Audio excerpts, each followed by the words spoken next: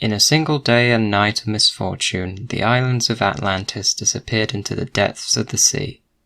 Some random guy in 360 BC.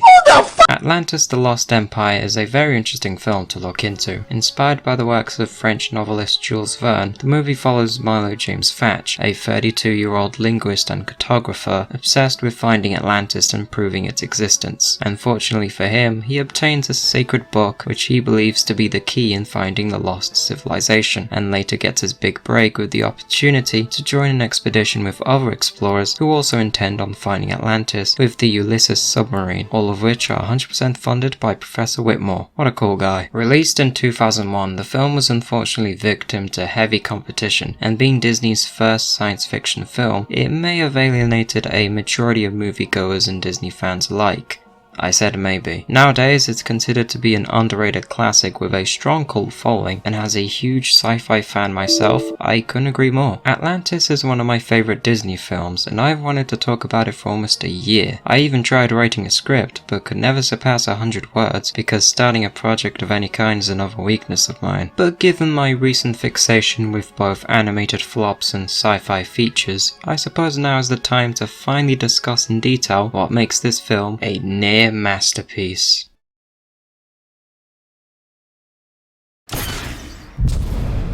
Starting with a massive explosion, we're quickly met with an intense opener. In just 5 minutes, we see Atlantis go from a thriving city to being flooded by huge waves of water and disappearing from the surface altogether. This scene is filled with nothing but chaos and destruction, and for that alone, I'd say we're off to a good start. There's quite a bit to unpack here, but I'll work my way through. Firstly, I just need to quickly gush over the art direction and color palette real quick, because it's borderline gorgeous, and this opening sequence proves it. Some of these shots are genuinely beautiful to look at. The opening shot alone is one of my favorite movie openings. It just perfectly sets the mood. The original prologue featured Vikings, with the overall point of the scene serving to establish the fate and whereabouts of the Shepherd's Journal, an item that is later integral to finding the lost city. The reason you don't see this opening was because John Sanford, the head of story department, suggested the film to instead open with the destruction of Atlantis itself through the perspective of Kida, so the audience actually knows and cares for her and the Atlanteans by the time they're reintroduced later into the story. If not for this, the movie would have been stuck with a still good but much less effective opening. Either way, we're soon introduced to our first set of characters, Princess Kida and her parents. Her mother unfortunately is mysteriously sucked into the beaming light and never to be seen again. Her father, on the other hand, is voiced by Leonard Nimoy. No, I'm not joking, that was really him.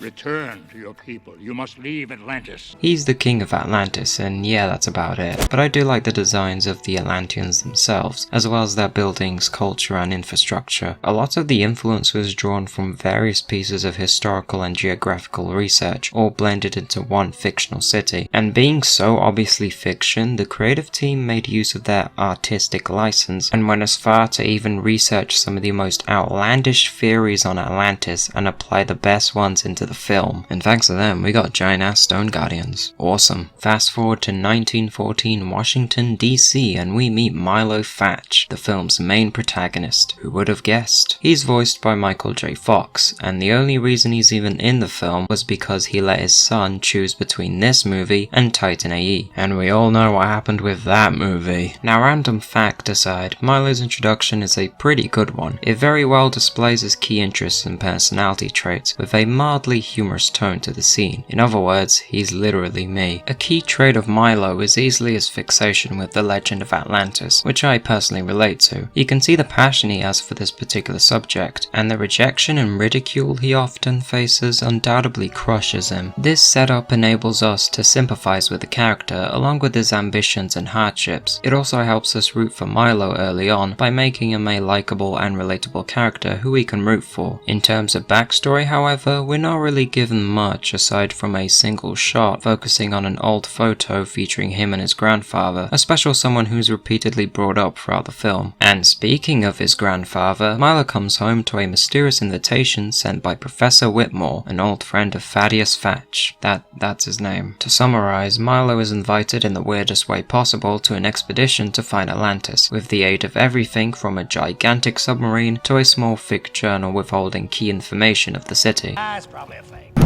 And don't worry about the cat, it's safe for Preston. I also want to give a quick mention to another character who, along with Milo, is introduced within these first 15 minutes, known as Helga Sinclair. Her character was conceptualized as this smoking, mysterious babe, inspired by femme fatale characters from 40s movies. The idea of Helga was to have a very sexy and very active type of character who was also a tough, badass woman, and her introduction reflects this pretty well. I came down the chimney. Ho, ho, ho. I believe there was also an alternate version, if I'm not mistaken, that probably introduced her in a seemingly inappropriate way, which obviously had to be left out as the final version was already pushing it enough. And while we're at it, I may as well give credit to the animation, or on a much broader scale, the film's presentation. Atlantis is one of Disney's best looking 2D films, and it is also one of the very few to be presented through 35mm anamorphic widescreen. The primary incentive for this format switch was to serve as a nostalgic reference to classic action-adventure titles originally presented in CinemaScope, and in the end it really paid off. It's incredibly difficult to imagine Atlantis being presented in a different aspect ratio. It's fairly akin to the likes of Lady and the Tramp and Sleeping Beauty, a pair of Disney films that were also produced with a similar format in mind, and with the knowledge of how those movies were originally presented on VHS, I'm surprised they weren't made illegal. I mean, have you seen Lady and the Tramp in 4x3? It's fucking disgusting. It's like watching Alien through pan and scan. You're missing like half the picture. Though tangent aside, it was the only way you could really watch these movies legally at the time. Doesn't make it any better though. Another aspect taken directly from older movies are the transition wipes, and I won't lie, these wipes are really neat. They remind me a lot of Star Wars, as those movies were my first exposure to said transitions. It probably explains why I'm so drawn to them in the first place. The decision to integrate these swipes came from Gary Truesdale and Kirk Wise, the directors of Beauty and the Beast and Hunchback of Notre Dame. They also directed this movie. Their reasoning was primarily down to a creative decision. The directors believed it was appropriate to include these transitional techniques as they felt it would fit the movie's adventurous tone and style akin to the CinemaScope format they chose to work with. And seeing as we're now on the topic involving unique styles and identities, the film's art direction was heavily based on Mike Mignola's own visual style. This helps the movie stand out greatly from the rest of Disney's library, and with the heavy usage of computer-generated imagery, Atlantis to this day is one of their most visually striking films.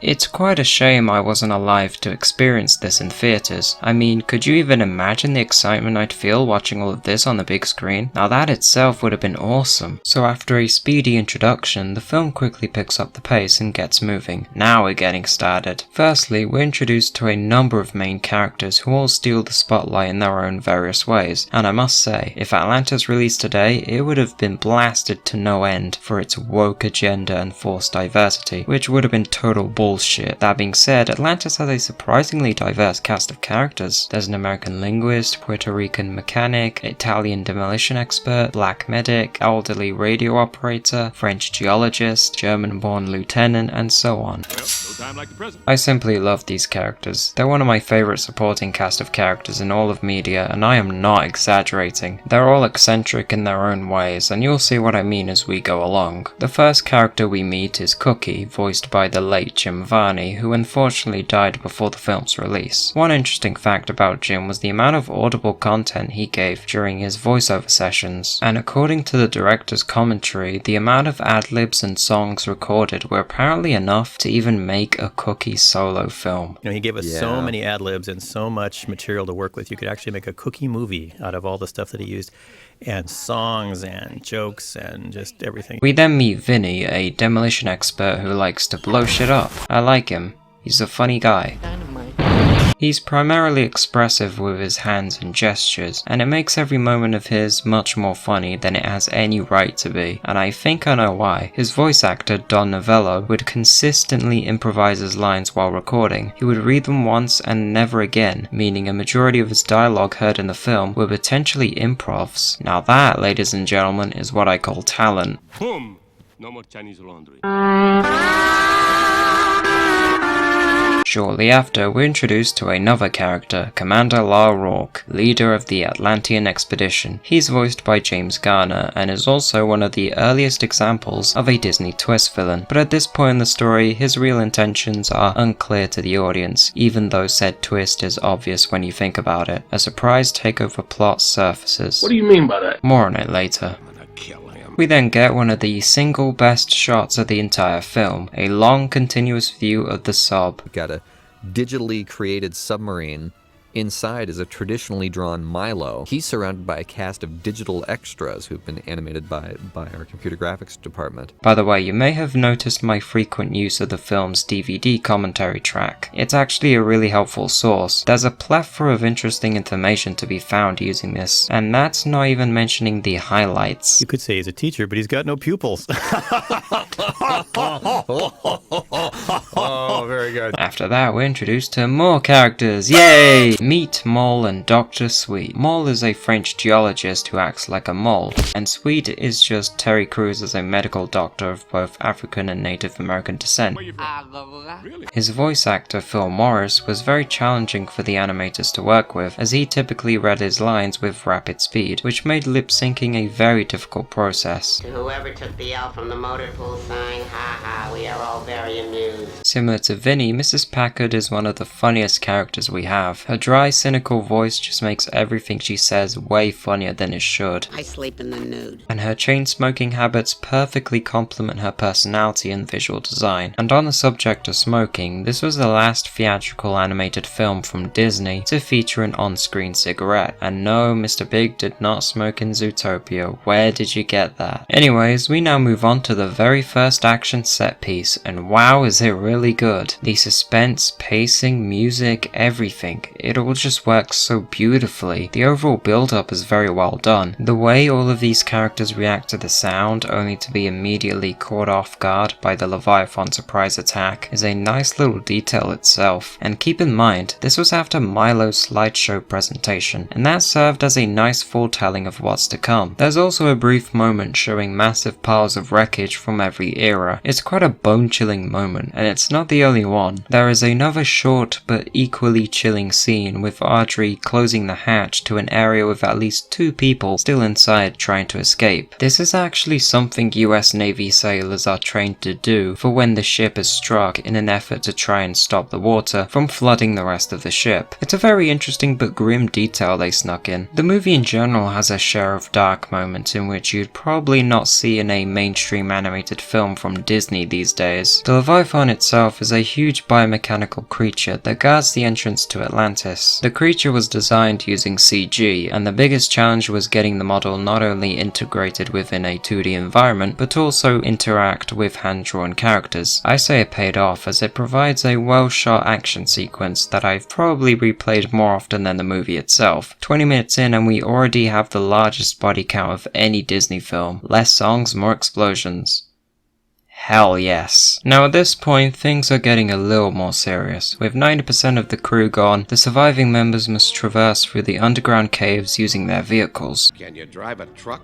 No. Originally, this part of the film was to be much longer by having the expedition team encounter several more monsters and bugs than you'd see in the final cut. Almost 15 minutes worth of story was removed, and wow did we miss out. Imagine this fully animated and colored. It's the type of shit you'd see in Alien, not in a mainstream family film. Honestly, these deleted scenes are incredibly fascinating to watch, and it's a real shame they were cut, but I do understand why they did it. According to Gary and Kirk, the original script was around 155 pages long, and with the knowledge of one page roughly translating to 1 minute, the film would have been at least 2 hours and 40 minutes long, and the movie was already an expensive project at the time, and as a result, we lost entire characters and set pieces because the movie was getting way too big. There was a character in the film named Zoltan who was a mystic who was along for the ride. If he did survive, he was killed off in this scene. And as much as I despise the live-action remake trend, I really hope that if Atlantis does get the treatment, they could use the original 155-page script for reference, with appropriate alterations of course. Instead, the focus during these segments were placed on the characters and their interactions with one another. This was done primarily to strengthen the characters and have Milo bond with the team. This led to the Campfire Scene, a moment dedicated to them settling down and sharing their own stories and desires. My father was an army medic. He settled down in the Kansas territory after he met my mother. It's a really good scene, as it not only adds a bit of depth to these characters, but it also gives us reasons to care, though I do regretfully inform on the loss of Cookie singing. That would have made for a nice little moment. You may have also noticed that I skipped out on Audrey while introducing the other main characters. Well, that's because this scene right here, while much later on into the film, is a better introduction to her role in the expedition, for she is a teenage mechanic who took on the job after her dad retired. I'm saving up so my papi and I can open another shop. Again, it's a nice character moment. You can sort of tell she's beginning to show genuine interest in Milo as a person, by even asking about his grandfather. As for Mole's story, I won't say because trust me on this one, you don't want to know.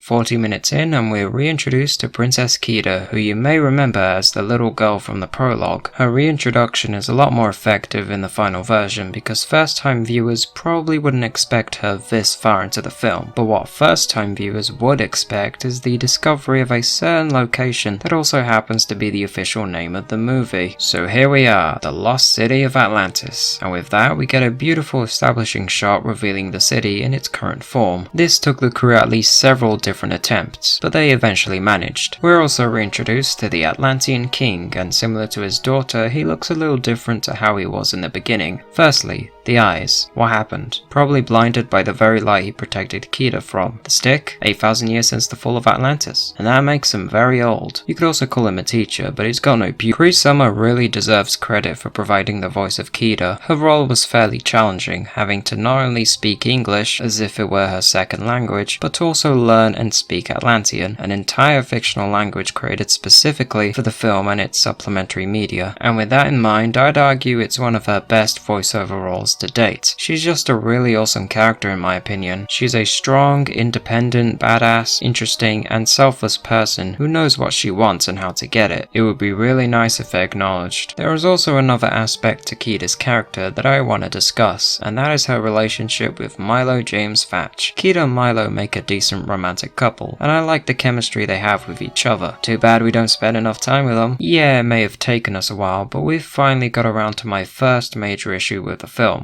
The pacing. Because of the runtime, the movie kind of skips out on exploring not just their relationship, but the city of Atlantis itself. And it's not even the creative team's fault, as they were forced to work with a 90-minute runtime that simply wasn't enough to cover everything they originally wanted. Oh well, they did what they could. For what we got at least, I believe they still did a good job. There's an interesting element of mystery surrounding Atlantis and the journal, and a lot of it is mostly present through scenes consisting of only Milo and Kida trying to uncover the mystery behind this ancient civilization. They also provide some nice moments between the two, and their interactions feel natural and even charmingly romantic at times. Kida?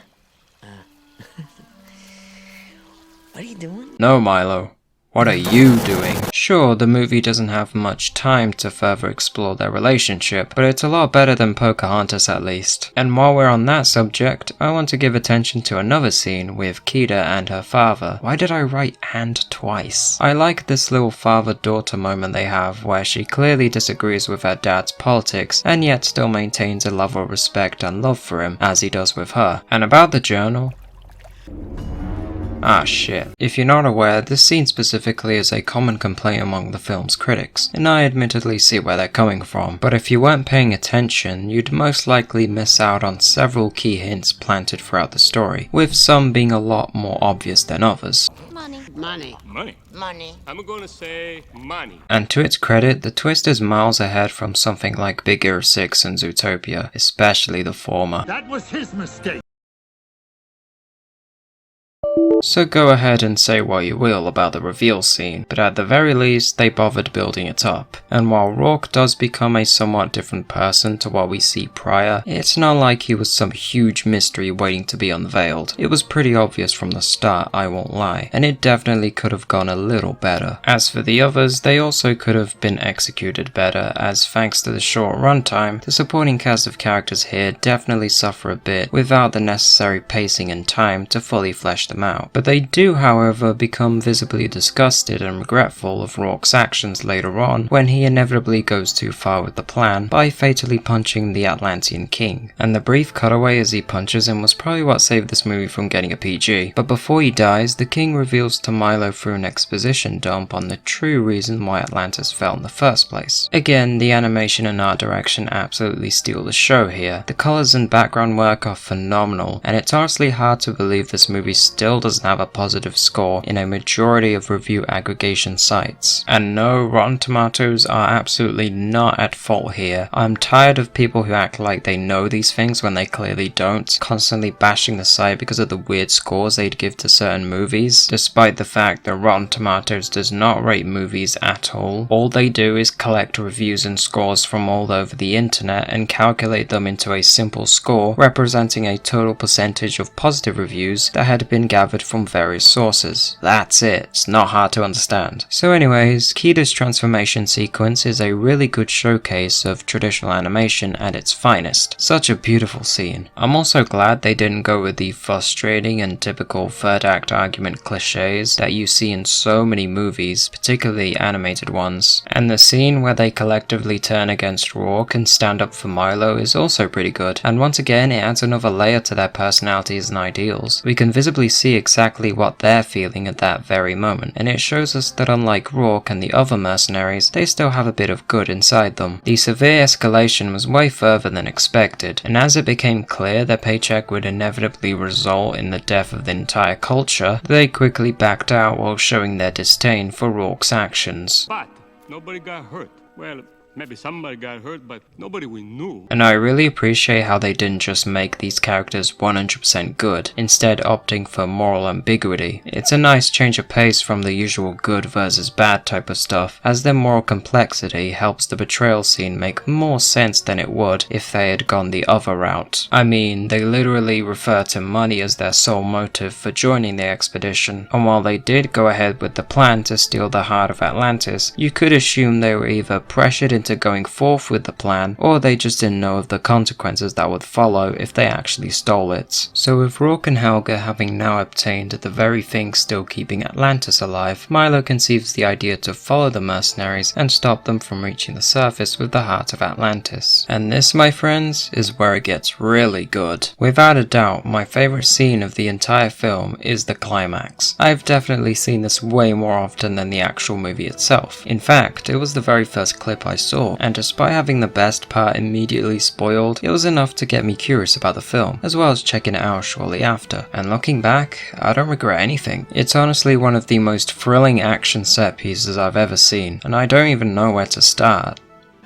That could work. For some reason, it took me this long to even acknowledge the soundtrack, so I guess now is a good time to rectify that mistake. This may shiver your timbers, but the music in this film is quite simply fantastic, especially during the climax. It really gets you in the mood, and it shouldn't be surprising that it came from the mind of James Newton Howard, who also scored my favorite Disney film, Treasure Planet. And while 95% of the soundtrack is just scored, there is one music piece called Where the Dream Takes You, and it's fine. The cinematography, on the other hand, is also really good. The camera perfectly complements the exciting action on screen, and to achieve it in the first place, Kirk and Gary looked specifically into live action films and paid close attention to how the camera was used for various shots and angles so they could better replicate the results with Atlantis. But of course, none of it means diddly if you don't have a good setting, and thankfully they got that covered. The final battle takes place in a large underground cave, and the ultimate goal is to stop them from reaching the top up and bring the crystal back to Atlantis before it's too late. Plenty of stuff going on here, such as Packard casually taking photos of her surroundings. If Atlantis was set in the present day, she would have definitely been using Instagram Live. We even see Helga getting thrown off, and while she's not killed on the spot, she does struggle to move, and even groans in pain while trying to blow up Rourke. It's an intriguing series of events that keep you invested in what's happening, and all of it is done through good pacing and exhilarating action. As for choreography, I am not kidding when I say this, but they used Jackie Chan as inspiration for having Milo swing into action and getting himself into dangerous situations, because apparently that's what Jackie Chan would have done. He would sometimes ask himself, okay, what would Jackie Chan do?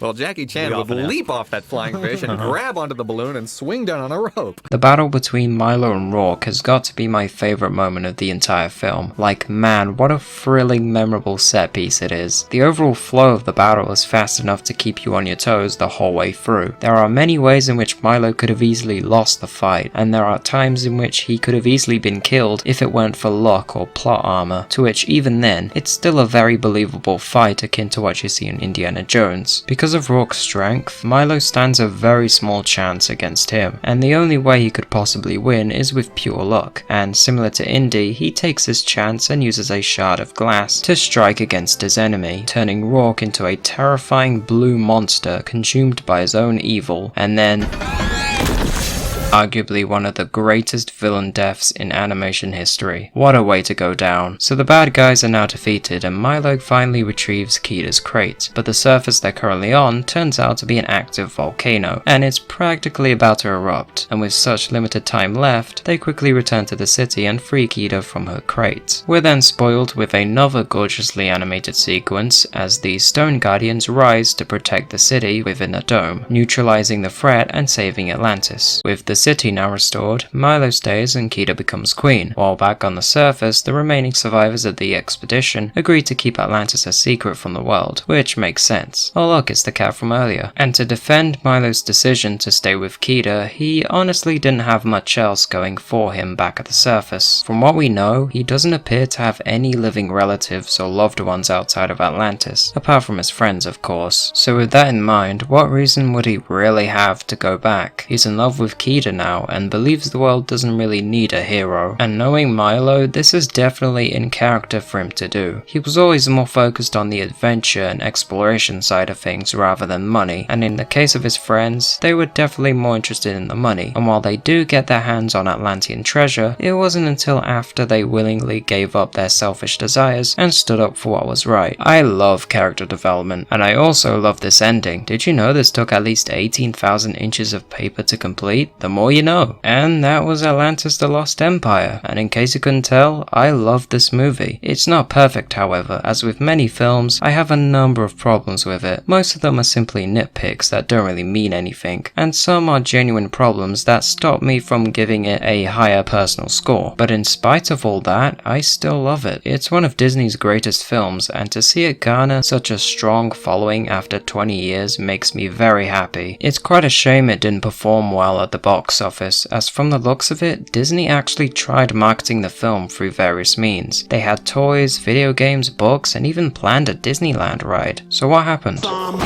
Yeah, that makes sense. As much as I love Shrek, he's probably one of the leading reasons why Atlantis didn't do so well, alongside Paramount's Tomb Raider, which was also released at a similar time. But unlike Shrek, that movie sucked. And while it is upsetting to see a movie this good perform so poorly, it's probably important to remember that bad box office turnout doesn't always mean it's over, because if movies like Treasure Planet and It's a Wonderful Life can bounce back, then it probably doesn't matter, because at least now people are starting to appreciate the love and passion that went into making this.